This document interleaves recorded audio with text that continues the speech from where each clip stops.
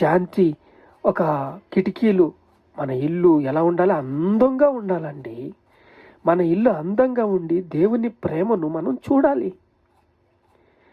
యెజ్కేలు ఇక్కడ ఒక్కొక్కరికి ఒక్కొక్క ఆత్మ ఎక్కడికి పోవుచుండును అది అక్కడికి వెళ్ళినప్పుడల్లా పోవుచుండును. 1వ అధ్యాయము యెజ్కేలు గ్రంథము 20 వచనము. ఆత్మ ఎక్కడికి పోవును అక్కడికల్లా పోవలసిన అవి పోవుచుండును.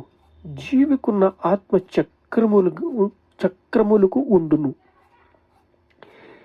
దేవుడు ఒక చక్ర రూపంగా, ఒక రథముగా చేసి, సుందరంగా చేసి, మనకి ఇంతగా దేవుని ఆత్మగా రూపంగా కల్పంగా చూపిస్తే దాన్ని అపవాది తన యొక్క విగ్రహముకు నిలయంగా చేసుకుని ఎలా ఆట ఆడిస్తున్నాడండి. అందరినీ కూడా ఒక నరకానికి తీసుకెళ్లాలని ఒక ప్లాన్ పక్కన బందీగా తన యొక్క పరిపాలనను పరిపాలిస్తున్నాడు. పరిపాలన అయిపోయింది.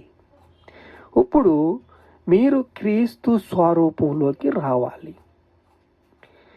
మీరే దేవుని కిటికీలుగా, గుమ్మముగా, కళ్ళుగా, పరిశుద్ధంగా, పవిత్రంగా, శాంతిగా, సమాధానముగా మీరు యొక్క రూపకల్పన ఎలా రావాలంటే యేసు క్రీస్తులోకి మీరు మార్చబడాలి. ఒక్క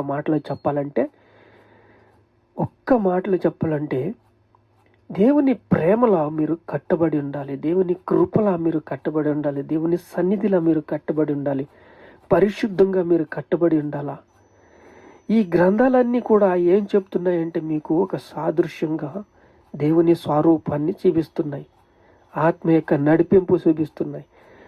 ఇప్పుడు ఈ కడవరి రోజుల్లో దేవుని మహిమ నుంచి అధిక మహిమకి మీరు రావాలి అంటే దేవుని వాక్యం ఆధారం